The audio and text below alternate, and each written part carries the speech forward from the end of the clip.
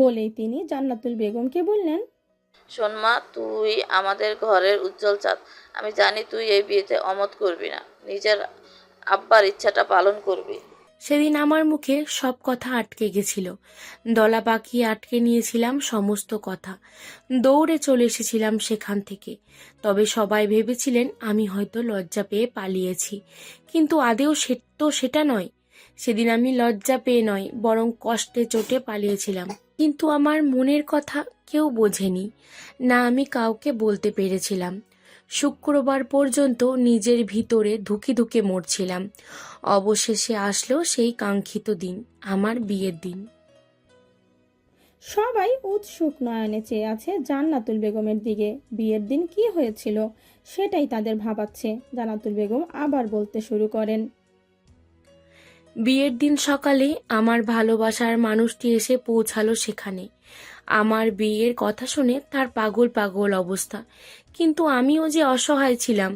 তিনি চেয়েছিলেন সেদিনই আমার বাড়িতে সবটা জানাতে, কিন্তু আমি বাদ সারলাম। আর যে কোনো উপায় ছিল না। আমার কথায় উনি কষ্ট পেয়েছিলেন, কষ্টে চোটে জড়িয়ে ধরে কেঁদেছিলেন। ওনার মতো এমন মানুষকে কাঁদতে দেখে আমার বুকটা হাহা করে উঠেছিল। আবেগে আমি ওনাকে জড়িয়ে ধরেছিলাম, শান্ত করেছিলাম মানুষটাকে। কিন্তু বুকের ঝড় কি এত সহজে থামে, নাকি সেই বিরহ এত সহজে কাটানো যায়? যায় না। সে চলে গেল, শুধু যাওয়ার আগে বলে গেল বাগানের আম গাছটার নিচে সে আমার অপেক্ষা করবে, পাড়ি দেবে নিজের বাড়ি আমাকে সঙ্গে নিয়ে। বলেই তিনি এক বুক আশা নিয়ে বেরিয়ে যান। হয়তো ভেবে নেন আমিও ওনার কথা মেনে নেব, কিন্তু ভাবনার বাস্তবতা যে এক নয়। আমি অসহায় ছিলাম, বুক ফেটে কান্নার দলা বেরিয়ে এসেছিল। নিজেকে বারবার সামলানোর চেষ্টা করলাম, কিন্তু পারলাম না। ভালোবাসার কাছে অসহায় হয়ে পড়লাম।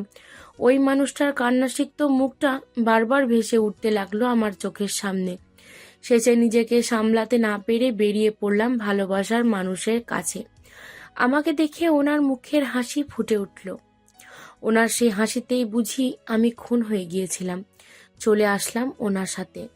গ্রাম থেকে একটু দূরে কাজী অফিসে গিয়ে বিয়েও করেছিলাম। তারপরে ফিরে আসলাম মধ্যরাতে। কিন্তু এসে যা দেখলাম তাতে আমার পুরো দুনিয়া থমকে গেছিল। আমার আম্মাকে সবাই সাদা কাপড়ে মুড়িয়ে রেখেছে। আমার পালিয়ে যাওয়ার কথা জানতে পেরে সবাই আমার পরিবারকে অনেক কথা শুনিয়েছে, মিষ্টি মিষ্টি ভাষায় অপমান করেছে, গালিগালাজ তো আছেই। সেই অপমান আমার আম্মা সহ্য করতে পারেননি, মারা গেছেন। বলেই জান্নাতুল বেগম ধুকরে কেঁদে ওঠেন। আজাদ চৌধুরী ওনাকে আগলে নিলেন। সবাই কিং কর্তব্য বিমূঢ় ভাবে চেয়ে রইলেন ওনার দিকে। জান্নাতুল বেগমের কান্না থামার নামই নেই। সাদ গিয়ে ওরা আম্মুর সামনে হাঁটু মুড়ে বসলো। আম্মুর মুখটা নিজের হাতের মুঠোয় নিয়ে মুছে দিল অশ্রু।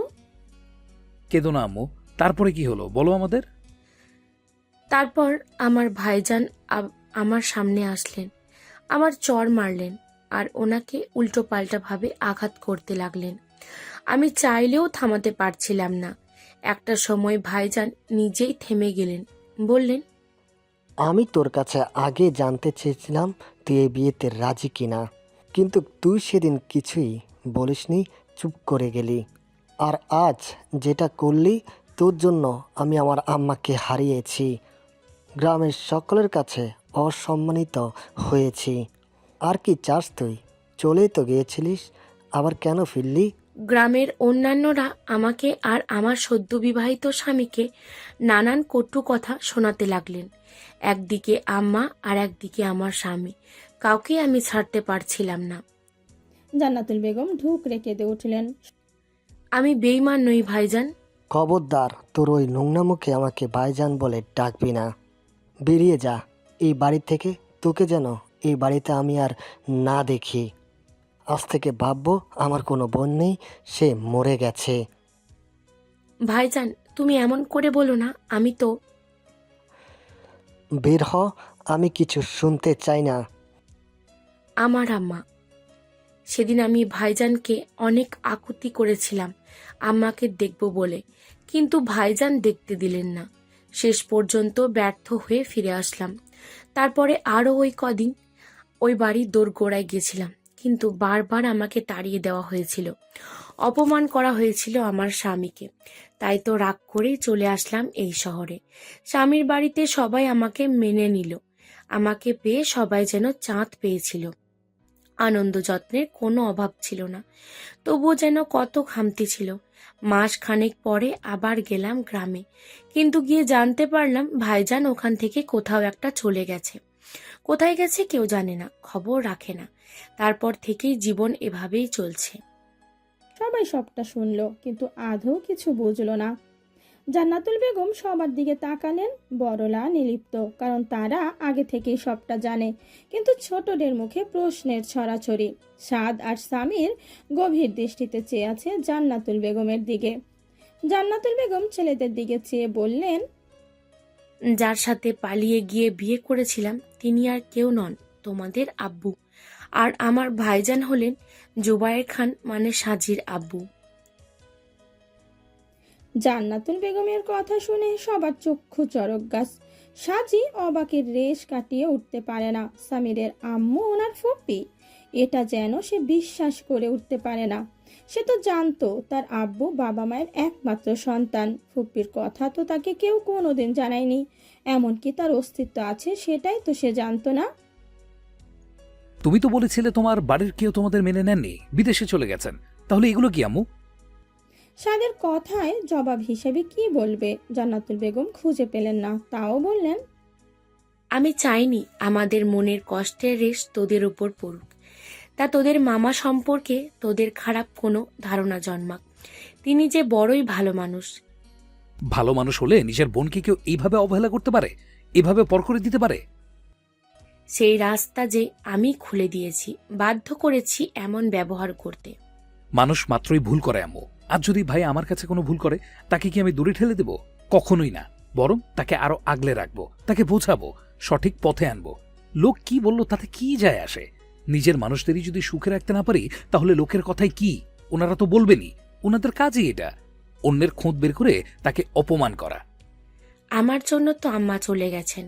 ওটা তোমার ভুল ধারণা আম্মু। যার যখন যাওয়ার সে তো যাবেই। সৃষ্টিকর্তা সবার আয়ু নির্ধারণ করে রেখেছেন, তুমি তো উছিলা মাত্র, তাই ওসব ভেবো না। সাজি ঢুকরে কেঁদে উঠল।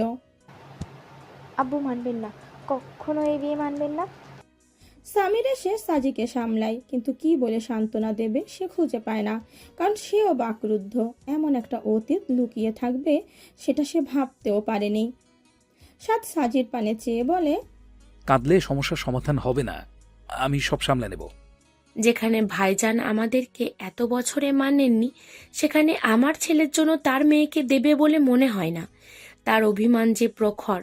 কয়েক বছর আগেও ভাইজানের সাথে আমাদের শহরে দেখা হয়েছিল। উনি মুখ ফিরিয়ে নিয়েছিলেন, কিন্তু আমি বেহায়ার মতো কথা বলতে গেলে উনি পাশ কাটিয়ে চলে যান। কষ্ট হয়েছিল সেদিন আমার, কিন্তু কিছু যে করার ছিল না। সাদ মনে মনে রাগে ফুঁসতে থাকে। আম্মুর চোখে পানি তার সহ্য হচ্ছে না। সে সামিরের দিকে তাকালো। সে অসহায় চোখে সাজের দিকে তাকিয়ে আছে। তোর বিয়ে সাঁচির সাথেই হবে ভাই। ওই জোবায়ের খান কি করে আটকায় আমি দেখি, তুলে নিয়ে আসবো। কালকেই আমরা খানবাড়িতে যাব বিয়ের কথা বলতে। সাদের মুখে এমন কথা শুনে সাজি কিছুটা ভয় পায়। আগত সময়ে কি হবে সেটা ভেবেই গুটিয়ে যায় কিঞ্চিত। তবে আম্মু, তোমার উচিত হয়নি আমাদের থেকে এত বড় একটা সত্যি লুকোনোর। অন্তত আমাকে আর ভাইকে তো বলতে পারতে। কেন এত বছর ধরে নিজের মাঝে এত দুঃখ চেপে রেখেছো? কেন দিনের পর দিন কষ্ট পেয়ে গেছো? আমরা কি এতটাই পর যে আমাদের এই কথাটা বলা যায় না? আমাকে ভুল বুঝিস না সাত, আমি চাইনি ভাইজান সম্পর্কে কেউ কোনো খারাপ ধারণ পোষণ করুক। ভুলটা তো আমারই, আমার ভুলেই আজ। ভালোবাসা কোনো ভুল নয় আম্মু, তুমি ভালোবেসেছো, অন্যায় তো করনি। সাদের মুখে এমন কথা শুনে সবাই কিছুটা অবাক হয়। সাদ ভালোবাসা নিয়ে কথা বলছে, এটাও সম্ভব? যাই হোক, আমি কারো চোখে আজ থেকে পানি দেখতে চাই না। আমরা যাবো খানবাড়িতে, কথা বলবো তোমার ভাইজানের সাথে। উনি তোর মামা হন। মামা হওয়ার মতো কাজ উনি করেননি, আগে করুক, তারপর ভেবে দেখবো মামা বলা যায় কিনা। সামিরের ফোনে কল আসে। সাদ চলে যেতে নেয়, কিন্তু সামিরের কথা শুনে তার পা জোড়া থমকে যায়। কি বলছো? অসুস্থ লাগছে? আচ্ছা, তুমি রাখো। সামিরের কথা শুনে আজাদ চৌধুরী বলেন, কার কি হয়েছে? কে অসুস্থ? আঁকে আসছে। মিলন চাচ্চু, বললেন তাকে নাকি খুব অসুস্থ দেখাচ্ছে, বাইরে বমিও করছে। কথাটা শোনা মাত্রই সাজি আর জান্নাতুল বেগম দাঁড়িয়ে পড়েন। কি বলছিস? মেয়েটার যে কি হলো? সাজির আখির জন্য চোখ ভিজে আসে। আখির তো বাড়িতে থাকার কথা বলেই সে দৌড়ে বাইরে যেতে নেয়, কিন্তু সাদ তাকে থামিয়ে দিয়ে বলে। তুমি দাঁড়াও, আমি দেখছি। সাদের সাথে সামিরও যেতে চায়, কিন্তু সাদ তাকে যেতে দেয় না। এদিকে একটা অচেনা মেয়ের প্রতি সাদের এত দরদ দেখে কাবেরী বেগম ফুঁসতে থাকেন। তবে কিয়ান মনে মনে খুশি হয়, অসুস্থতার বাহানাতে হলেও সে আখিকে সামনাসামনি দেখতে পারবে নিজের মন জুড়াতে, এটাই বা কম কিসের। আখি প্রথমে ভেবেছিল এই অবস্থায় তার ভেতরে আসবে না, কিন্তু শরীরটা এত খারাপ, বাড়ি যাওয়ার মতো অবস্থা তার নেই, তাই তো বাধ্য হয়ে আসা। সে ভিতরে ঢুকছিল আর সাদও হন্তদন্ত হয়ে বাইরে বার হচ্ছিল, যার দরুন জোর এক ধাক্কা লাগে আখির সাথে। অমনি শরীর দুর্বল, তার উপর এত জোরে ধাক্কা, আখি সামলাতে পারে না, পড়ে যেতে নেয় ফ্লোরে। সাদ তাড়াতাড়ি আখিকে আগলে নেয়। উপস্থিত সবাই অবাক হয়। সাজি ছুটে যায় বোনের কাছে। আখি, কি হলো তোর? সাদ কোলে করে আখিকে ভেতরে আনে, শুইয়ে দেয় ফ্লোরে। সাদের পেছনে পেছন সাজি ছুটে আসে। উপস্থিত সবাই বিচলিত হয়, হঠাৎ করে মেয়েটার কি হলো ভেবে পায় না। সাদ বেশি কিছু না ভেবে ডক্টরকে কল করে, তিনি একটু পরেই চলে আসবেন। সাজি বোনের পাশে বসে তার হাত নিজের মুঠোয় নেয়, কাঁদতে থাকে হিচকি তুলে। আখি, কি হয়েছে তোর? আখি, চোখ খোল। কি হলো তোর? আখি, শুনতে পাচ্ছিস আমার কথা? সামির, ওকে বলো না চোখ খুলতে। ততক্ষণে জান্নাতুল বেগম ফ্রিজ থেকে ঠান্ডা পানি এনে উপস্থিত হয়, আখির চোখে মুখে ছড়িয়ে দেয়। কিয়ানের হঠাৎ করেই খারাপ লাগে, তবে আখির রূপে মুগ্ধ হয়। তাকিয়ে থাকে তার দিকে অপলক, ভেবে নেয় মেয়েটিকে তার চাই, যে কোনো মূল্যে চাই, কাউকে দেবে না সে, কাউকে না, বলেই মনে মনে হাসে। জান্নাতুল বেগম পানি ছিটিয়ে আখির চোখ খোলে না। সাদ গিয়ে তার আম্মুকে বলে। আম্মু তুমি ওঠো, আমি দেখছি। সাদের কথায় জান্নাতুল বেগম সহ সবাই অবাক চোখে তাকায় তার দিকে, কিন্তু সাজের দিকে হেলদোল নেই। সে তার বোনকে নিয়েই ব্যস্ত। কিয়ার আর রাগ হয়, তবে সবার মাঝে চুপ থাকে। জান্নাতুল বেগম সরে যেতেই সাদ আখির সামনে বসে। মেয়েটির মুখটা কেমন ফ্যাকাশে হয়ে আছে। সাদ পানি নিয়ে আখির মুখটা ভালো করে মুছিয়ে দেয়। পুরুষালী ছোঁয়া পেয়ে আখি কেঁপে ওঠে কিঞ্চিত, তবে বাকিদের অজ্ঞান হওয়ার জোগাড়। সাদ একটা মেয়েকে স্পর্শ করেছে, তার যত্ন করছে, এটাও সম্ভব। তবে জান্নাতুল বেগম বেশ খুশি হলেন। উনি ওনার ছেলেকে খুব ভালো করেই চেনেন। রাগী হলেও মনের দিক থেকে খাঁটি সোনা, অন্যের বিপদে ঝাঁপিয়ে পড়তে ভাবে না। তবে কোনো মেয়েকে এভাবে নিজের ইচ্ছায় কেয়ার করতে তিনি দেখেননি। হয়তো বোন বলে সবেই তো এটা জেনেছে, তাই তো। অনেকবার পানি দিয়ে মুখ মোছানোর পর আখি পিট পিট করে চোখ খোলে। খুলেই দেখতে পায় একজন সুদর্শন পুরুষকে, যে তার সামনে বসে আছে, তাকিয়ে আছে তার দিকে। তবে তার চোখ মুখ শান্ত, বোঝার উপায় নেই ভেতরে কি চলছে। আখি ভাবে সে হয়তো স্বপ্ন দেখছে। আপনি আবার আমার স্বপ্নে এসে আমায় জ্বালাচ্ছেন? আখির কথায় সাত ভ্রু কুচকে তাকায় তার দিকে। বাকিরা অবাক হয়, ভাবে স্বপ্নে এসে জ্বালাচ্ছে মানিটা কি।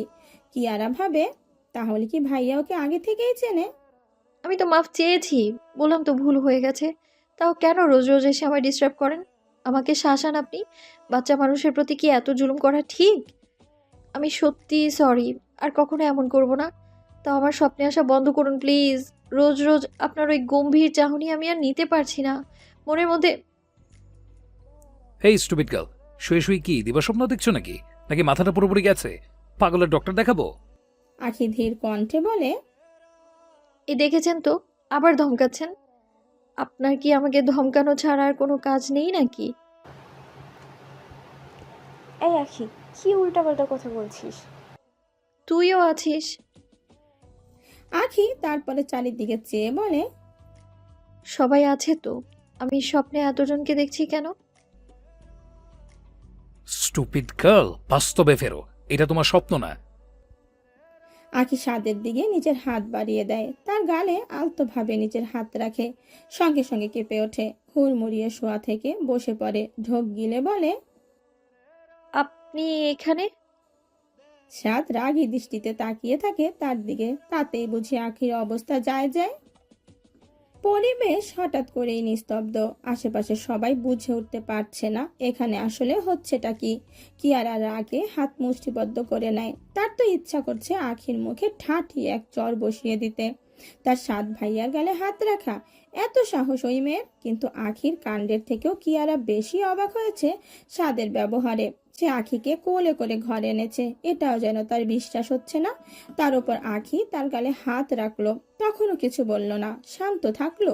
কই, অন্য কেউ হলে তো এতক্ষণে তার গাল চর বসিয়ে দিত, কিন্তু এর বেলায় কিছুই না। তাহলে কি? না না, আমি এসব কি ভাবছি? 7 ভাইয়ার মতো মানুষ কাউকে ভালোবাসতে পারে না। সে যদি জীবনে কাউকে ভালোবেসেই থাকে, সেটা হব একমাত্র আমি, এই কিয়ারা, আর কেউ না। আখির চোখ যেন বন্ধ হয়ে আসছে, তবুও নিভু নিভু চোখে অপলক তাকিয়ে আছে সে সাদের দিকে। সে বুঝতে পারছে না এই লোকটা এখানে কি করছে, কি কাজ তার এখানে, নাকি তার পিছু পিছু তাকে সায়স্তা করতে চলে এসেছে, কোনটা?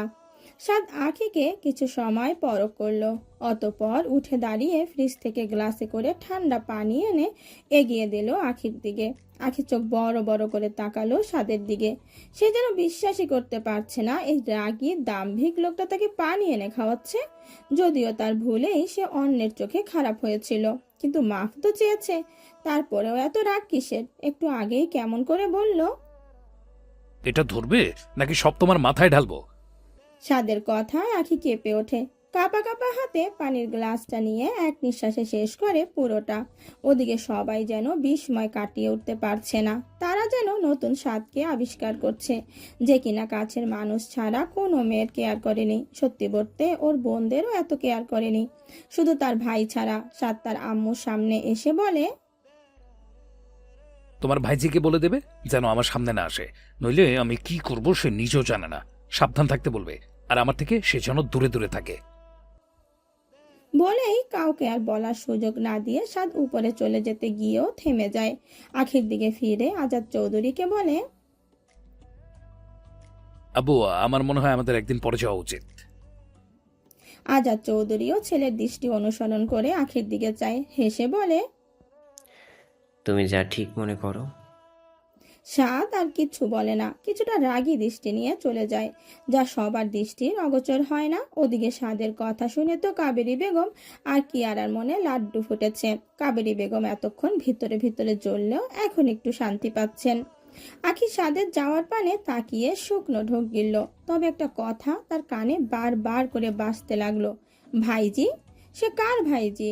তার তো কোনো ফুপি নেই, তাহলে ভাইজি কোথা থেকে হবে? এই আখি, তুই ঠিক আছিস? কি হয়েছে তোর? তুই তো বাড়ি গিয়েছিলি, তাহলে আবার এইখানে আসলি কেন? উফ, এত প্রশ্ন একসাথে করলে উত্তর কি করে দেবো আপু? এক এক করে প্রশ্ন করো। জান্নাতুল বেগম আখির কাছে এসে তাকে জড়িয়ে ধরলেন, বলেন, তুই ঠিক আছিস আখি? তোর শরীর কি খুব খারাপ লাগছে? জান্নাতুল বেগমের স্পর্শ পেয়ে আখি আবেশে চোখ বন্ধ করে ফেলে। কি যে শান্তি লাগছে তার, মনে হচ্ছে তার আম্মুই তাকে জড়িয়ে আছে। তবে অবাক হয়েছে ওনার তুই সম্বোধনে। এভাবে প্রথম দেখায় বুঝি কাউকে তুই বলা যায়? তবে আখি অপ্রস্তুত হলো না, বরং তার ভালো লাগলো। কাবেরী বেগম মনে মনে বললেন, আদিক্ষেতা, এই আদিক্ষেতা 2 দিন পরে বেরিয়ে যাবে। একবার তোমার ভাইজানের সামনে গিয়ে দাঁড়াও না, তখন বুঝবে। একে একে সবাই আখির শরীরের অবস্থা জানতে চাইলো। সবাই ব্যস্ত হয়ে পড়লো আখির শরীর নিয়ে। সবার এমন ব্যবহারে আখি কিছুটা লজ্জা পেল, সঙ্গে অস্বস্তি ঘিরে ধরলো তাকে। ইস, সে এসে সবাইকে বিপদে ফেলে দিল। কেন সে আসতে গেল? না আসলেই তো হতো। ততক্ষণে ফ্যামিলি ডক্টর এসে হাজির। তিনি আখিকে দেখে বললেন, ভাবনা চিন্তা না করলে অন্যের পেছনে কি করে লাগবে? পায়ে পা দিয়ে ঝগড়া করতে গেলেও তো ভাবতে হবে। আগে থেকে সব স্ক্রিপ্ট রেডি করে রাখতে হবে। তার জন্য তো চিন্তা করাটা স্বাভাবিক, তাই না মিস আখি? আখি কাঁদো কাঁদো মুখ করে তাকায় সাদের দিকে, ভাবতে থাকে এই লোকটা আবার এসেছে কেন, তাকে জ্বালাতে? আসাদ, কি হচ্ছে রেগে? ওই মেয়েটা এসে পর্যন্ত দেখছি তুমি ওর পিছনে পড়ে আছো কেন? সেটা ওকে জিজ্ঞাসা করো আপু। এমনি এমনি সাদাল অ্যান্ড চৌধুরী তো আর কারো পেছনে লাগবে না, কারণ নিশ্চয়ই আছে। যাই হোক, ডক্টর আঙ্কেল কেমন দেখলেন? সাদ মাথা নাড়ায়। ডক্টর ফজলুল করিম সকলের থেকে বিদায় নিয়ে বেরিয়ে পড়লেন। আখি এখনো অপলক চেয়ে আছে সাদের দিকে, তবে ভাবনা তার অন্যখানে। সে বোঝার চেষ্টা করছে এই লোকটা এখানে কি করছে, কি সম্পর্ক এদের সাথে।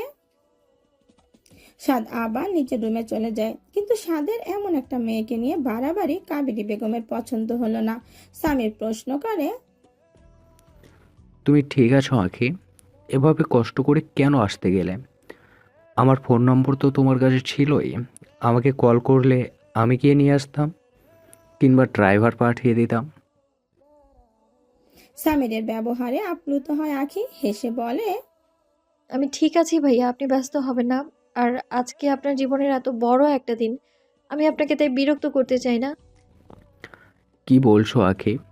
বোনের সুবিধার জন্য ভাই এগিয়ে যাবে, এতে আবার বিরক্ত কিসের? আখি হাসে, মনে মনে ভাবে তার আপুটা সত্যি অনেক ভাগ্যবতী। এমন একজন ভালো মানুষ পাওয়া কি মুখের কথা? সবাই তো পায় না। ভালো থাক আপু, ভালো থাক। অতঃপর সে সবাই পানে চেয়ে জান্নাতুল বেগমকে বলেন, আমি আপনাকে একটা প্রশ্ন করতে পারি আন্টি? একটা কেন, 100টা প্রশ্ন কর, আমি তোর সব প্রশ্নের উত্তর দেব। উনি কেন বলে গেলেন ভাইজিকে ওনার থেকে দূরে দূরে থাকতে? জান্নাতুল বেগম কিছু বলবেন তার আগেই সাজি বলে, তার আগে তুই বল, তুই আম্মুর থেকে সবটা শুনেছিস? আখি হ্যাঁ সূচক মাথা নাড়ায়। সাজি আবার বলে, নিশ্চিত আমাদের ফুপির কথা বলেছে? সাজির কথায় আখি চমকে তার দিকে তাকায়। তুই কি করে জানলি? আম্মু কি তোকে আগে সব বলেছে? কই আমাকে তো বললি না।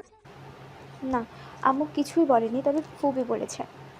ফুপি মানে? সাজি আখির দিকে এগিয়ে গিয়ে বলে, সামিরের আম্মুই আমাদের সেই ফুপি আখি, আব্বুর একমাত্র বোন, আর আমাদের আম্মুর ছোটবেলার সখী।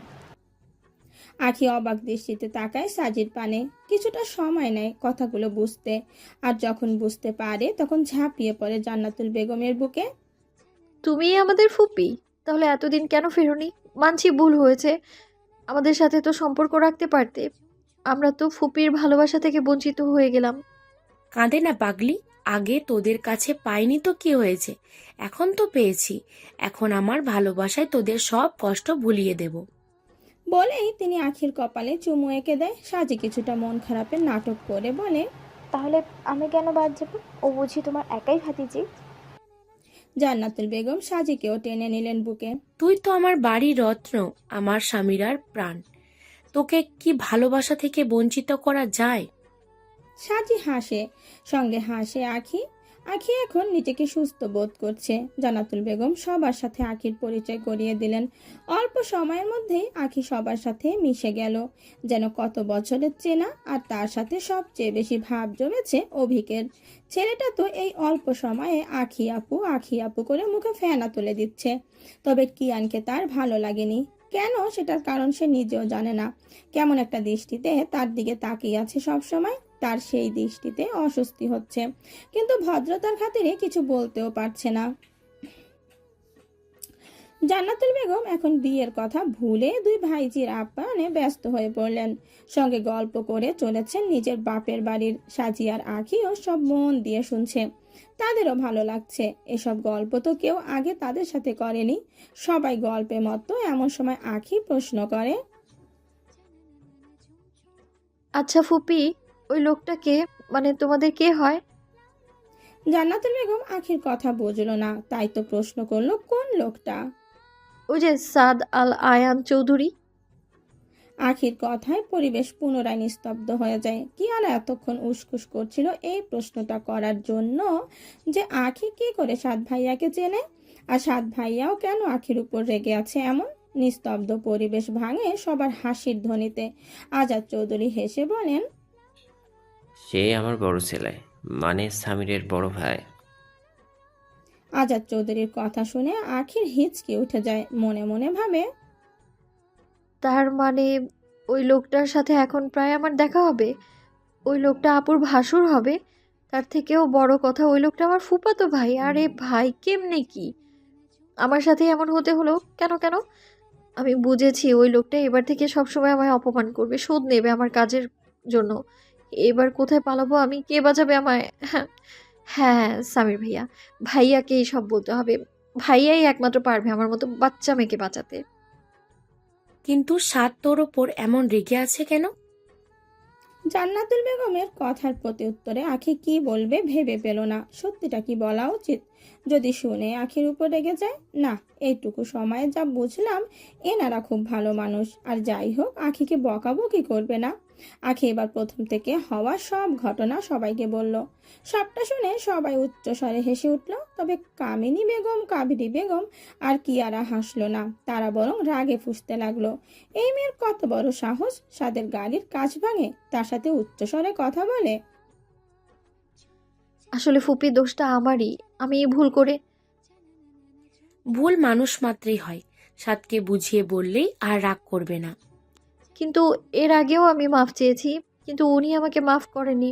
উল্টো বলেছেন তিনি আমাকে ছাড়বেন না। ছাড়বে না বললেই হলো, আমরা আছি না, ভয় কিসের? আখি হাসলো, তবে তার মন থেকে ভয়টা গেল না। আজাদ চৌধুরী হেসে বলেন, যাক, আমার ছেলেকে কেউ হলেও তো জব্দ করতে পেরেছে। যদিও সে রেগে আছে তোমার উপর, তাতে কি, জব্দ তো হয়েছে। যা বলেছ ভাইজান, আখির সাহস আছে বলতে হয়। সাজ্জাদ চৌধুরীর কথায় আখি কৃত্রিম হাসে। তোর কি কোনো কাণ্ডজ্ঞান নেই আখি? ছোটদের সাথে থেকে থেকে নিজেও কি বাচ্চা হচ্ছিস? দেখেছো ফুপি, দেখেছো কেমন বকছে আমাকে? এমন করলে কিন্তু আব্বুকে রাজি করাবো না আমি। আখির কথায় সাজি চুপসে গেল। সাজির মুখটা দেখে আখি ফিক করে হেসে দেয়। সাজি রাগী দৃষ্টিতে তাকায় তার দিকে। তোদের প্রথমবার নিজের কাছে পেয়েছি, অথচ থাকতে বলার মতো মুখ নেই আমার। ভাইজান জানতে পারলে যে কি হবে। সাজির মনটা হঠাৎ করে খারাপ হয়ে যায়। যতই নিজেকে শক্ত রাখার চেষ্টা করছে, পারছে না। বারবার আব্বু আর ফুপির দ্বন্দ্বের কথা মাথায় ঘুরপাক কাচ্ছে।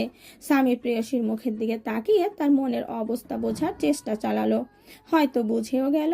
তাই তো তার মন ভালো করার জন্য তাকে ছাদে নিয়ে যায়। সঙ্গে যোগ দেয় বাকি ছোট সদস্য। আর বড়রা যে যার ঘরে যায়। জান্নাতুল বেগম সাবিহা বেগমকেও পাঠিয়ে দেয়। স্বামীর আখিকে নিতে চাইলেও সাজি বারণ করে। ও এখানে থাক সামির, ওর চোখ মুখের অবস্থা দেখেছো? সিঁড়ি ভেঙে যাওয়ার দরকার নেই, এখানে বসে একটু রেস্ট নেই। আখি হাসে। তার বোন তার ছোট্ট থেকেই তার বড্ড খেয়াল রাখে, ছোট ছোট যত্নগুলো করে। সবাই যেতেই আখি জান্নাতুল বেগমকে প্রশ্ন করে, আচ্ছা ফুপি, আব্বু সামির ভাইয়া আর আপুর বিয়েটা মানবে তো? জান্নাতুল বেগম দীর্ঘশ্বাস ফেলেন। জানি না, তবে সাদ যেহেতু বলেছে সব সামলে নেবে, তার মানে সে নেবেই। ওর প্রতি আমার অগাধ বিশ্বাস। ভাইয়ের ভালোবাসাকে পাইয়ে দিতে সে সব করবে।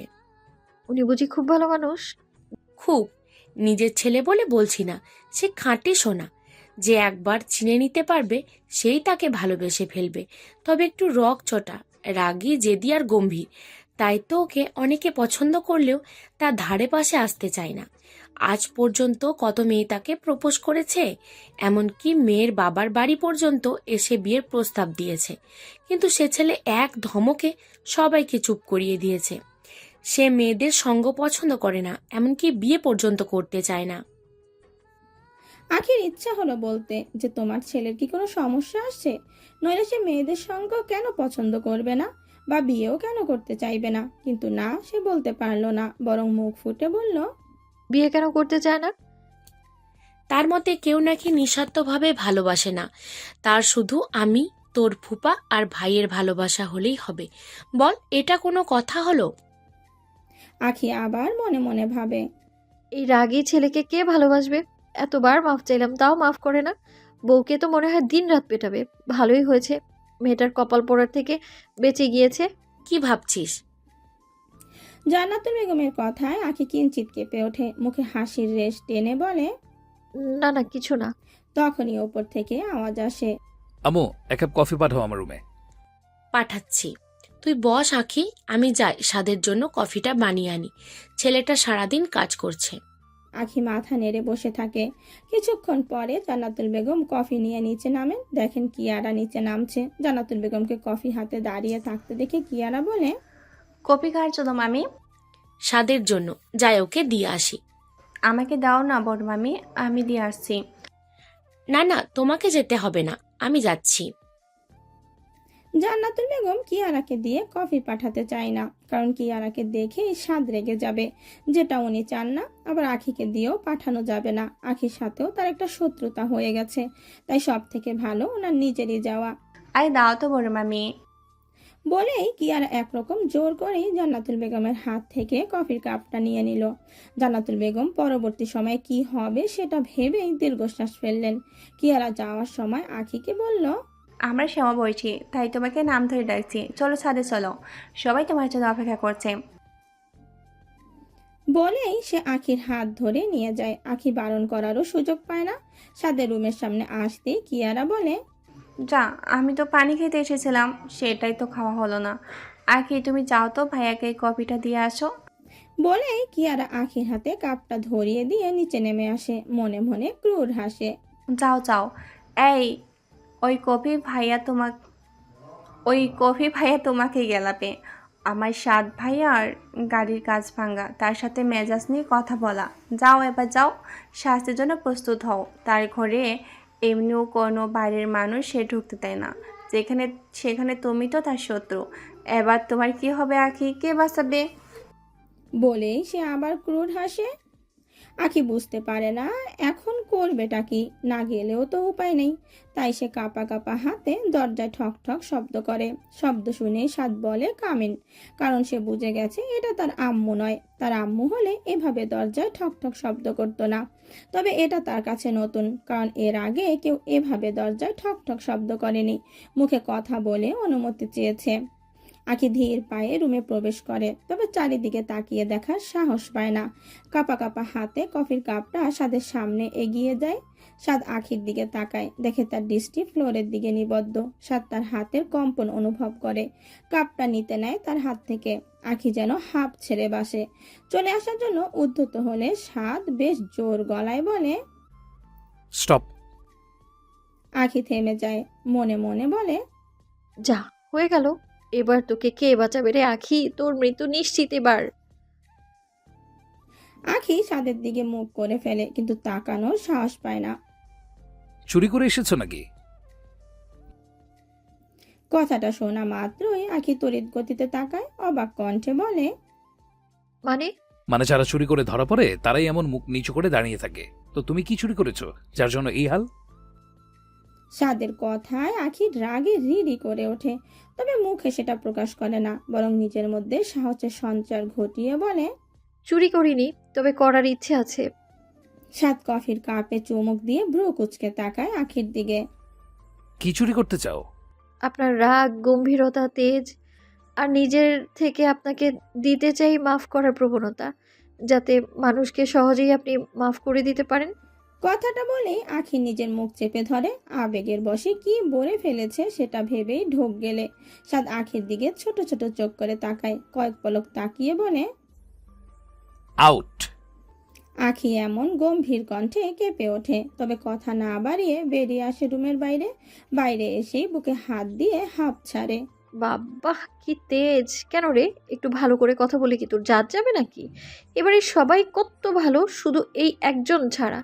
নিশ্চয়ই ফুপি একে হসপিটাল থেকে কুড়িয়ে নিয়ে এসেছে। আনলেও বা কি, তোমার শাস্তি তাতে কমবে না।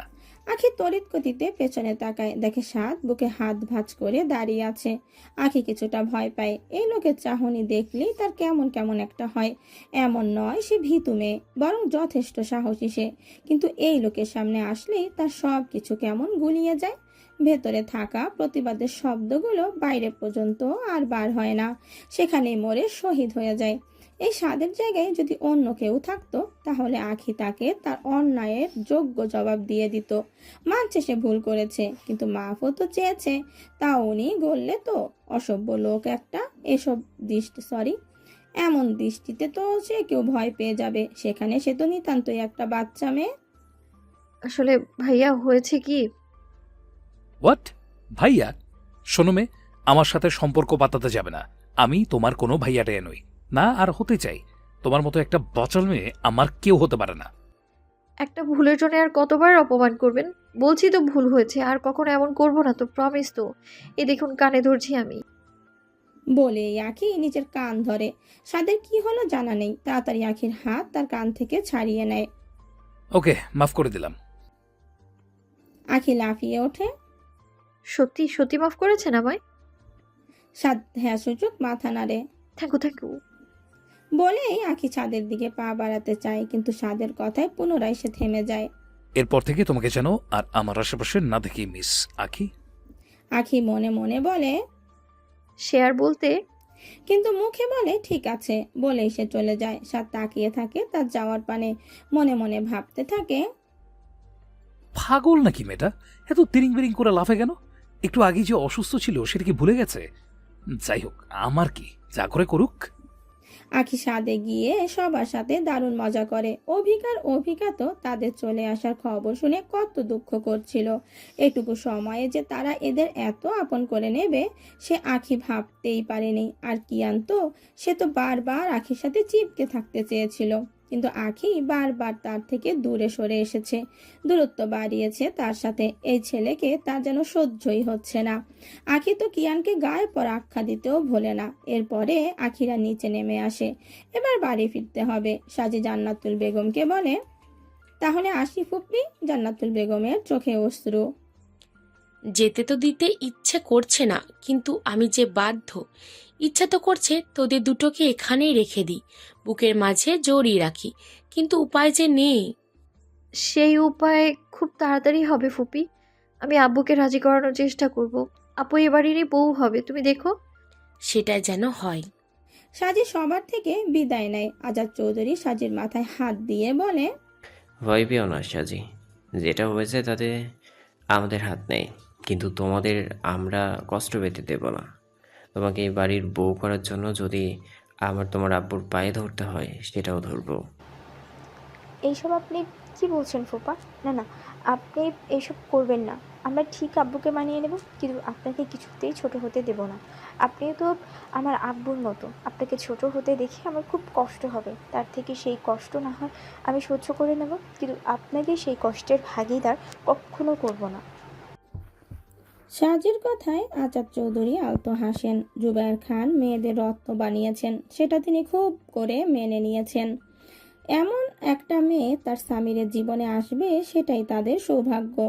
সাজি এবার সাবিহা বেগমের দিকে এগিয়ে গিয়ে বলেন, ছোট আম্মু, তাহলে আসি। যাও, কিন্তু খুব তাড়াতাড়ি ফিরে এসো এই বাড়ির বউ হয়ে। আমরা তোমার অপেক্ষায় থাকবো। সাজি হাসে।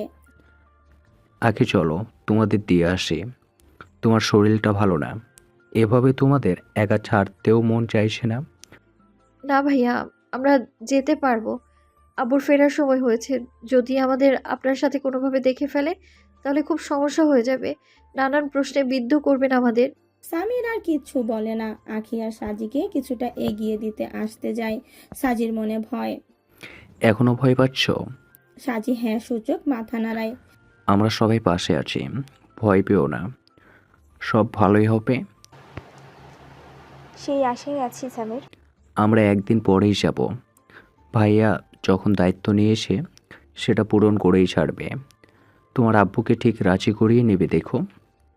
আর আমি তো আছি, দেখবি আব্বু ঠিক রাজি হবে। এত বছরের মান অভিমান ভুলে তোদেরকে মেনে নিবে। সত্যি নেবে? আখি আর সামির একসঙ্গে বলে ওঠে, নেবে। সাজি হাসে ওদের কথায়। সাজি আর আখি চলে যাওয়ার পরে বাকিরা যে যার ঘরে চলে যায়। তবে জান্নাতুল বেগম চিন্তায় পড়েন, সঙ্গে মনের মধ্যে নানান কথা হানা দেয়। ভালোবাসা হারানোর যন্ত্রণা কতটা সেটা তিনি একসময় উপলব্ধি করেছিলেন, তাই ছেলের কথা ভেবে তিনি কষ্ট পাচ্ছেন। দেখলি আপা, দেখলি ভাইজান কি কথাটা বললো? উনি নাকি জুবাইয়ের খানের পা ধরবে। সেটাই আপা, কিন্তু তুই এটা ভাব, আমার মেয়ের সাথে যখন সাদের বিয়ে দিতে চেয়েছি তখন ভাবি রাজি হয়নি। এমনকি ভাইজানের মধ্যেও তেমন কৌতূহল দেখিনি। কিন্তু এখন দেখ, ওই মেয়েকে বাড়ির বউ করার জন্য চিন্তা ভাবনা কোথায় গিয়ে দাঁড় করিয়েছে। ওটা নিজের ভাইয়ের মেয়ে বলে, আর আমার মেয়ের কি ফেল না? কিন্তু সে তো বিয়ে করতে চাইছে না। সামিরের আম্মু যে আমাদের ফুপি, সেটা যেন আমার বিশ্বাসই হচ্ছে না। আমারও হচ্ছে না আপু। আব্বু বা আম্মু কখনোই আমাদের ফুপির ব্যাপারে কিছুই বলেনি। আজ যখন শুনলাম তখন মনের মধ্যে যে কি হচ্ছিল তোকে বোঝাতে পারছি না আমি আপু। আমার তো এখন আব্বুকে নিয়ে বড্ড চিন্তা হচ্ছে। আব্বু কখনো মেনে নেবেন না। ওই রাগী লোকটা তো বললো সব ম্যানেজ করবে, দেখি কি করে। রাগী লোক কেন বলছিস? ভাইয়া খুব ভালো মানুষ। দোষটা তোর ছিল, তাই তো ভাইয়া তোর ওপর রেগে আছে। খুব ওদের তারিফ করছিস। ওরা কি খারাপ মানুষ? ওদের ব্যবহার দেখেছিস? কি অমায়িক। এত বড় লোক, তাও কোনো অহংকার নেই। একদম মাটির মানুষ সবাই। সেটা ঠিক আপু, আমিও তো ওদের ব্যবহারে আপ্লুত হয়েছি। ওই বাড়ির সবাই ভালো, শুধু ওই লোকটা ছাড়া। সাজি আলতো হাসে, অতঃপর এগিয়ে যায় বাড়ির উদ্দেশ্যে। সন্ধ্যাবেলা দুই বোন বাড়িতে ফিরল। এসে দেখে জুবায়ের খান আগে থেকেই বাড়ি ফিরেছেন। মেয়েদের দেখে তিনি বললেন, এত দেরি হলো যে, কোথায় ছিলে এতক্ষণ? সাজি কিছুটা আমতা আমতা করে বলে, জুবায়ের খান বিশ্বাস করলেন আখির কথা, কারণ তার চোখ মুখ তার অসুস্থতার প্রমাণ দিচ্ছে। ঠিক আছে, যাও ফ্রেশ হয়ে কিছু খেয়ে রেস্ট করো। সাজি, তুমিও যাও। সাজি আর আখি জুবায়ের খানের কথা মতো চলে আসে। ওনার সামনে থেকে আসতে পেরে যেন হাঁপ ছেড়ে বাঁচে তারা। রুবাইয়া বেগম রান্নাঘর থেকে দুই মেয়েকে পরখ করছিলেন। তিনি ঠিক করেছেন খাওয়া শেষে মেয়েদের প্রশ্ন করবেন, শুনবেন সবটা। সারাদিন খুব অস্বস্তিতে কাটিয়েছেন তিনি। খাওয়া দাওয়া সেরে রুবাইয়া বেগম সাজির ঘরে গেলেন। দেখলেন সেখানে আগে থেকে আখি উপস্থিত। দুই বোন মিলে কি সব আলোচনায় মত্ত। চোখ মুখ থমথমে, চেহারায় সজীবতা নেই। সাজি, আখি। রুবাইয়া বেগমের ডাকে দুই বোন তাদের আলোচনা থামিয়ে দেয়। রুবাইয়া বেগম রুমের দরজা বন্ধ করে তাদের পাশে বসেন। চোখে মুখে কিছুটা খাঁটিনত্ব ভাব বিদ্যমান। রুবাইয়া বেগম কোনো ভনিতা ছাড়াই প্রশ্ন করেন, তখন তো আমার থেকে সবটাই শুনলি। এবার আমিও জানতে চাই, ওটিটা জানার সঙ্গে আমার সন্তানের মরণ বাঁচান কিভাবে নির্ভর করবে? সাজি আর আখির মুখটা চুপসে যায়। তবুও সত্যিটা তো জানাতেই হবে। পরশু তারা আসবে, আম্মুকে সবটা না জানালেও নয়। আপু একটা ছেলেকে ভালোবাসে আম্মু। কথাটা বলতে দেরি, অথচ সাজির গালে চড় পড়তে দেরি হয় না। সাজি গালে হাত দিয়ে অবাক চোখে রুবাইয়া বেগমের পানে চেয়ে থাকে। চরের শব্দে আটকে ওঠে আখি, কিছুটা জোর গলায় বলে, আম্মু কি করছো তুমি? আপুর গায়ে কেন হাত দিলে? চুপ। রুবাইয়া বেগমের হুঙ্কারে চুপ হয়ে যায় দুই বোন। সাজি নিঃশব্দে কাঁদতে থাকে। তার কান্না দেখে রুবাইয়া বেগম আরও রেগে যান। পুনরায় তাকে মারার জন্য উদ্ধত হলে আখি সেই হাত ধরে নেয়। তাতে যেন আগুনে ঘি ঢালার কাজ হয়। রুবাইয়া বেগম তার হাত ছাড়িয়ে আখির গালে সপাটে এক চর বসায়। আখি করুণ নয়নে চেয়ে থাকে তার আম্মুর পানে। সাজি নিজের কান্না ভুলে আখিকে আগলে নেয়, জড়িয়ে নেয় নিজের বুকে। অন্যায় আমি করেছি আম্মু। আখিকে কিচ্ছু বলো না, ওর কোনো দোষ নেই। এই দিন দেখার জন্য তোদের মানুষ করেছি। তোরা জানিস না তোদের আব্বু কেমন? তারপরেও এমন একটা ভুল কি করে করলি? বুক কাঁপলো না তোদের? আম্মু, আমি তো শুধু ভালোবেসেছি, এতেই কি অন্যায় করে ফেলেছি? হ্যাঁ, ফেলেছিস। এই বাড়িতে ওসব চলে না। ছোটবেলা থেকে তো তাই দেখে আসছিস। তাও তোদের হুঁশ হয়নি? তুমিও আপুর ভালোবাসার বিরুদ্ধে যাচ্ছ আম্মু। বিরুদ্ধে না যাওয়ার মতো কাজ সে করেনি। কেন ভালোবাসলো সে? কেন নিজেকে কষ্ট দিতে উদ্ধত হলো? সে জানে না তার কষ্ট দেখলে তার মুখে মায়ের বুকটা ভরে আসে? সে কি জানে না তার আব্বু এই ভালোবাসা কখনো মানবে না? তাহলে ভালো কেন বাসলো? কেন নিজেকে কষ্ট দিতে চাইলো? আর সেই ছেলেটা, তার কি দোষ? তাকে কেন এসবে টানলো? আখি আর সাজি রুবাইয়া বেগমের পানে কিছুক্ষণ তাকিয়ে থাকে। অতঃপর দুজনের মুখেই সূক্ষ্ম হাসি ফুটে ওঠে। তারা এইটুকু বুঝেছে যে তাদের আম্মু ভালোবাসার বিরুদ্ধে নয়, বরং তিনি সন্তানের ভালো চান, কিন্তু স্বামীর ভয়ে মুখ বুঝে ওনার মতন সাথে এগিয়ে যান। আপু যাকে ভালোবাসে তাকে তুমি মেনে নেবে আম্মু? না, কখনো না। কারণটা কি আম্মু? সে কি আমাকে ভালোবাসার জন্য খুবই অযোগ্য? আমাকে ভালোবাসার যোগ্যতা বা অধিকার কি তার নেই?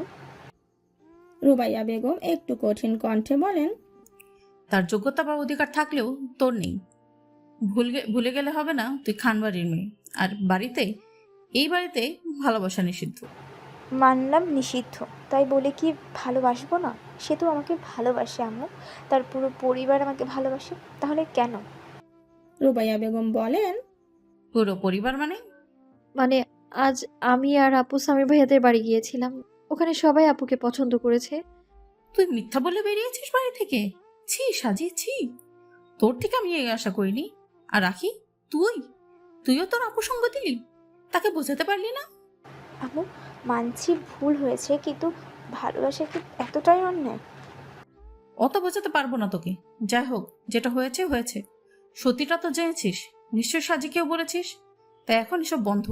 যেটা হওয়ার হয়ে গেছে, ভবিষ্যতে আমি এই নিয়ে আর কোনো কথা শুনতে চাই না। তুমি শুনতে চাও না ছেলেটাকে? আমার শুনে কোনো কাজ নেই।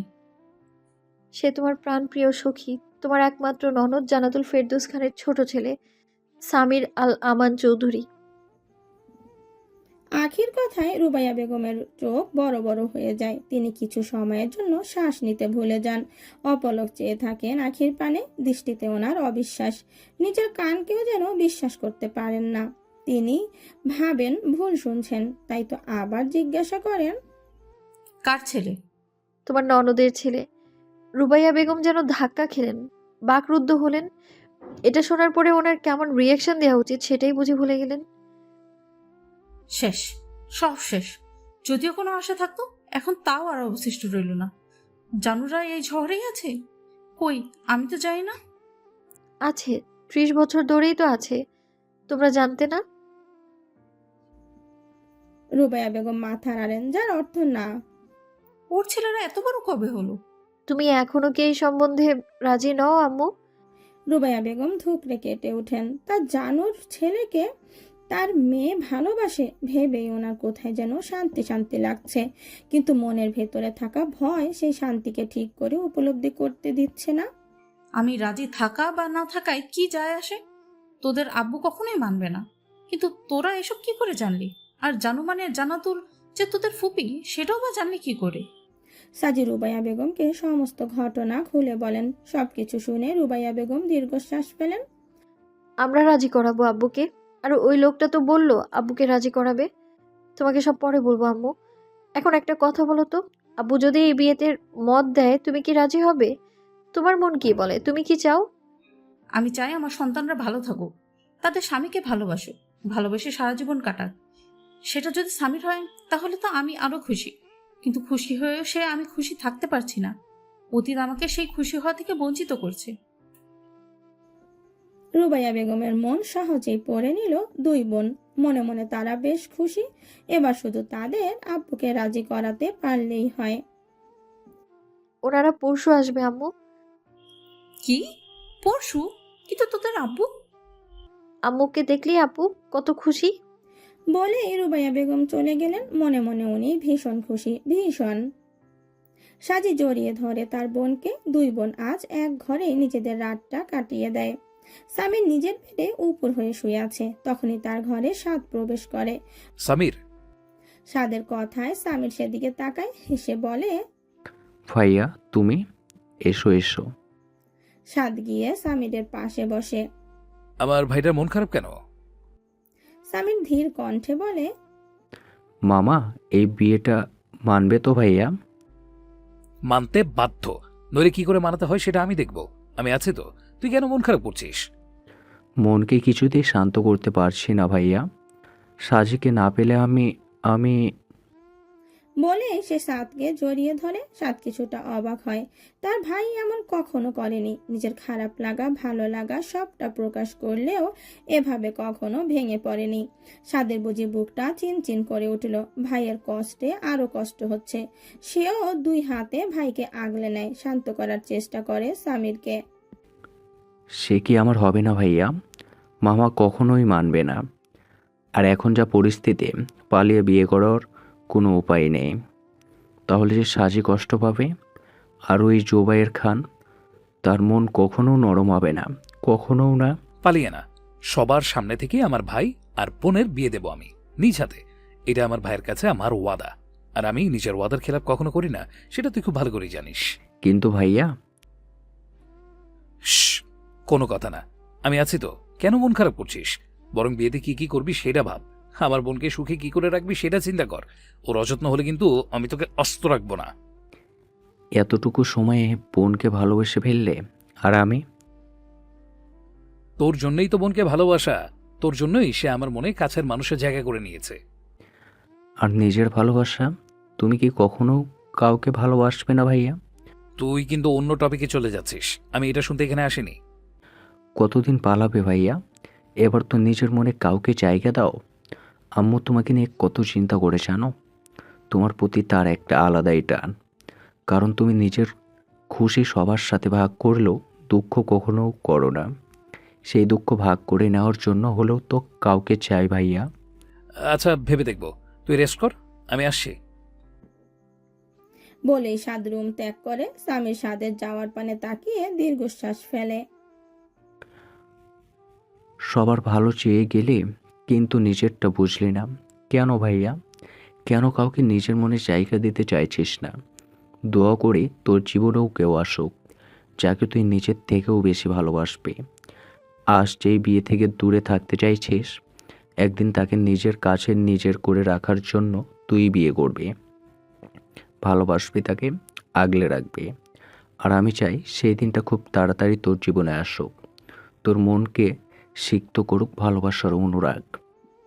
আখি আজ ইউনিভার্সিটি এসেছে। সে তার দুই জিগরি দোস্ত কবিতা ও নীলাশা গেট দিয়ে ঢোকার মুখেই কেউ তাদের পথ আটকায়। আখি রেগে তাকায় তার দিকে। শিহাব একটা বিশ্রী হাসি দেয়। আখির গা গুলিয়ে আসে। দেখে শিহাব ও তার বন্ধুরা মিলে তাদের পথ আটকেছে। শিহাব ছেলেটা বড্ড বখাটে, অসভ্য, মেয়েদেরকে রেসপেক্ট করতে জানে না। সে এবার মাস্টার্স করছে, ফাইনাল ইয়ার, তার আপুর সাথেই, তবে ডিপার্টমেন্ট আলাদা। আখি মাঝে মাঝে নিজের কপাল চাপড়ায়। না সেদিন সে নবীনবরণ উৎসবে শাড়ি পরে আসতো, আর না এই ছেলের নজরে পড়তো। কি ভাবছো জানেমন? ভাবছি কিভাবে তোকে চড়িয়ে সোজা করে দেয়া যায়। পছাড়। সিসি, আখি সুন্দরী কেউ নিজের হবু বরের সাথে তুই তুকারি করে? মাপ হবে না? বর মাই ফুট। আখি এবার আঙিল উঁচিয়ে বলে, তোকে অনেকবার বলেছি আমায় ডিস্টার্ব না করতে। এবার যদি বাড়াবাড়ি করতে দেখি তাহলে আমি কিন্তু বাড়িতে বলতে বাধ্য হব। এই আখি, তুমি আমাকে ভয় দেখাচ্ছ? রূপ আছে বলে দেমাগ দেখাচ্ছ নাকি? বলেই সে আখির গাল চেপে ধরে। আমি তোমার এইসব তেজ মেনে নিচ্ছি বলে এটা ভেবো না ভবিষ্যতে সব মেনে নেব। তাই নিজেকে কন্ট্রোল করো, নইলে আমি কন্ট্রোল হারিয়ে ফেললে নিজেকে আর খুঁজে পাবে না। শিহাবের কোনো কথায় আখির কানে ঠিকঠাক পৌঁছায় না। সে তো গালের ব্যথায় জর্জরিত। তুমি আমার হবে, এই শিহাবের বুকে থাকবে তুমি, আর নিচে থাকবে তুমি। শিহাবের কথা শুনে ঘৃণায় আখির গা গুলিয়ে আসে। সে শিহাবকে ধাক্কা মেরে তার গালে সজোরে এক চর বসায়। আখির শরীর রাগে রি করছে। কবিতা আর নীলাশা গিয়ে আখিকে গিয়ে ধরে। বেশ হয়েছে, শয়তানটার উচিত শিক্ষা হয়েছে। শিহাব গালে হাত ঘষতে ঘষতে কবিতার দিকে তাকায়। তার তাকানোতেই কবিতা কিছুটা ভরকে যায়। কাজটা তুমি ভালো করলে নাকি, এর শোধ আমি তুলবই। তোমাকে নিজের দেহের নিচে এমনভাবে পিষবো যে তুমি শিউরে উঠবে। আখি আবার একটা চর বসায় শিহাবের গালে। তোর মতো জালিমের বিচার স্বয়ং সৃষ্টিকর্তা করবেন। মরার পাকনা গজিয়েছে তোর। হ্যাঁ, আমাকে দুর্বল ভাবার ভুল মোটেও করবি না। সেটা তোর জন্য ভালো হবে না। কিন্তু শেষবারের মতো বলছি, আমার পিছু ছাড়। ছাড়বো, তবে আজকের করা কাজের প্রতিশোধ তো নিয়েই আমি ক্ষান্ত হব। বলেই সে তার সাঙ্গপাঙ্গ নিয়ে চলে যায়। সে যেতেই আখি কান্নায় ভেঙে পড়ে। সে যতই মুখে বড় বড় কথা বলুক না কেন, ভেতর থেকে সে আসলেই দুর্বল। নিজের ইজ্জতের কথা ভেবে সে ঢোকরে কেঁদে ওঠে। শিহাব ছেলেটা যে কতজনের জীবন নষ্ট করেছে তা গুণেও শেষ করা যাবে না। আর এখন তো তার নজরের শীর্ষে আখি। তাকে নিজের করে না পাওয়া পর্যন্ত সে বুঝি থামবেই না। কাঁদিস না আখি, শান্ত হ। কবিতা আর নীলাশা মিলে আখিকে শান্ত করার চেষ্টা করছে, কিন্তু সে শান্ত হচ্ছে না। তার ভয় হচ্ছে। শিহাবের ক্ষমতা সম্পর্কে সে অবগত। ছাত্র ইউনিয়নের নেতা সে। তাকে মারার মতো অপরাধ করেছে সে। এখন না জানি তার সাথে কি কি হবে, কিন্তু সেও বা কি করবে। শিহাবের নোংরা কথাগুলো তার হৃদয়কে জর্জরিত করলো, ভেঙে টুকরো টুকরো করলো। তাই তো সে এটা করতে বাধ্য হয়েছে। কবিতা আর নীলাশা আখিকে কিছুক্ষণ জড়িয়ে থাকে, অতঃপর বলে, চল, ক্লাসে দেরি হয়ে যাচ্ছে। তোরা যা, আমি আজ ক্লাস করব না। কিন্তু আজ তো একটা ইম্পর্টেন্ট ক্লাস আছে। তাছাড়া তোকে এভাবে আমরা একা ছাড়তে পারি না।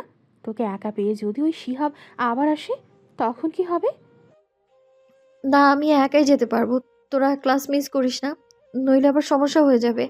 আমি পরের দিন এসে তোদের থেকে সব বুঝে নিব।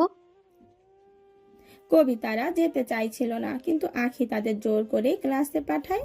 তারা যেতেই আখির চোখ দিয়ে আবার নোনা পানি ঝরে পড়ে। নিজেকে কিছুটা সামলে পেছনে ফিরতেই সে চমকে ওঠে। ঢোক গেলে শুকনো। আপনি এখানে? কিন্তু সাদ কোনো উত্তর দেয় না। সে অপলক চেয়ে থাকে আখির চোখের দিকে। সাদের উত্তর না পেয়ে আখি চলে যেতে নেয়। আর এমনি মন মেজাজ ভালো নেই। এখনই ছেলে সামনে থাকলে ঝগড়া নিশ্চিত। না, সে চায় না, কিন্তু সাদকে পাশ কাটিয়ে যেতে গেলেই সে আখির হাত ধরে ফেলে। সাদের এহেন কাণ্ডে আখি অবাক হয় কিছুটা। হাত ধরলেন যে? সাদ উত্তর না দিয়ে বলে, কেন? দরকার আছে তাই। আমি এখন বাড়ি যাব। লিসেন আখি, আমি এখানে তোমার জেদ দেখতে আসিনি। যেটা বলছি সেটা করো। আমি কেন আপনার কথা শুনবো? তুমি শুনতে বাধ্য। নিজের বোনের বিয়ে দিতে চাইলে গাড়িতে গিয়ে বসো। এক কথা আমি বারবার রিপিট করব না। আখি আরো কিছু বলতে চেয়েছিল, কিন্তু সাদের তিরিক্ষি মেজাজের কথা ভেবে সে আর কিচ্ছু বলে না। চুপচাপ সাদকে অনুসরণ করে সে গাড়িতে গিয়ে বসে। আখি গাড়ির জানালা দিয়ে বাইরের দিকে তাকিয়ে আছে। সাদকে জিজ্ঞাসা করতেও ইচ্ছে হচ্ছে না তারা কোথায় যাচ্ছে, কেন যাচ্ছে। যেখানে ইচ্ছে নিয়ে যাক, তার তো কিছুই ভালো লাগছে না। কাঁদছিলে কেন? সাদের কথায় আখির ধ্যান ভাঙে।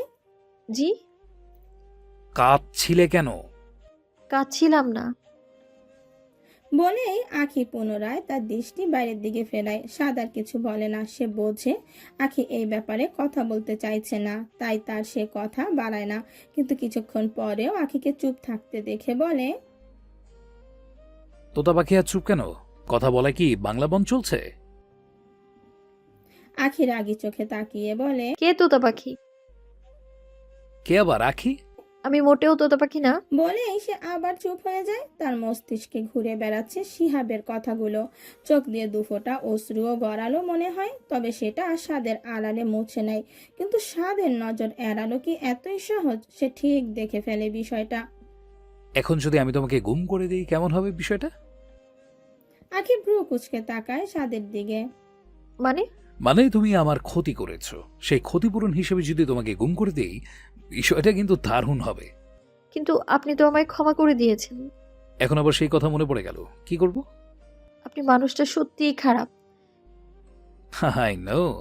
এই খারাপে ডেমো দেখাবো? কেউ কিন্তু জানে না তুমি আমার সাথে আছো। সো তোমাকে যদি এখন আমি গুম করে দেই, কেউ সন্দেহই করবে না। তো দিন, দেখি আপনার কেমন ক্ষমতা। আমাকে চ্যালেঞ্জ করছো? অবশ্যই।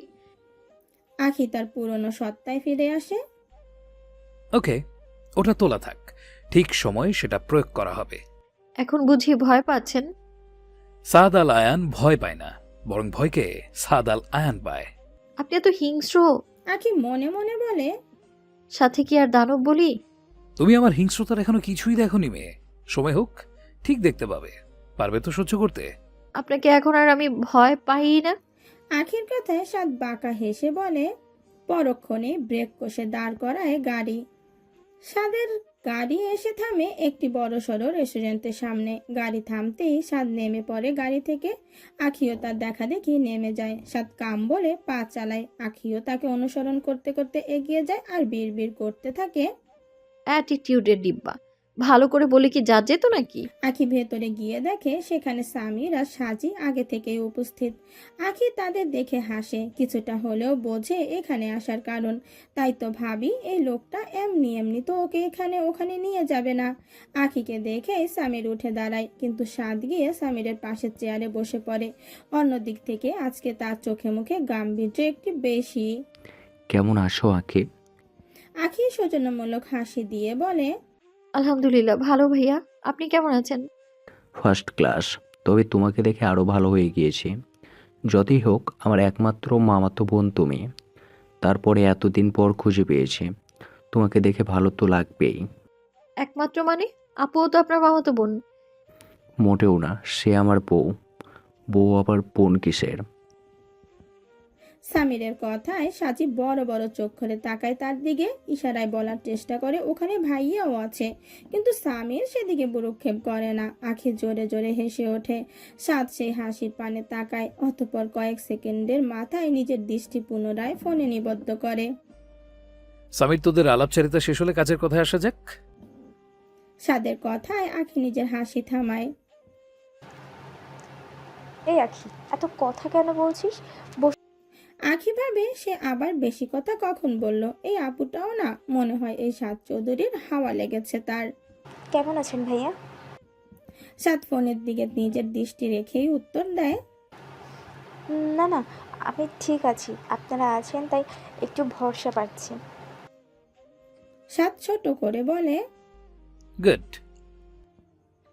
ততক্ষণে 4 জনের জন্য কফি হাজির। সবার জন্য নর্মাল কফি হলেও সাদের জন্য ব্ল্যাক কফি। আখি মনে মনে বলে, এই ব্ল্যাক কফি খেয়ে খেয়েই মানুষটা দিন দিন তেতো হয়ে যাচ্ছে। এসব মানুষ খায় নাকি?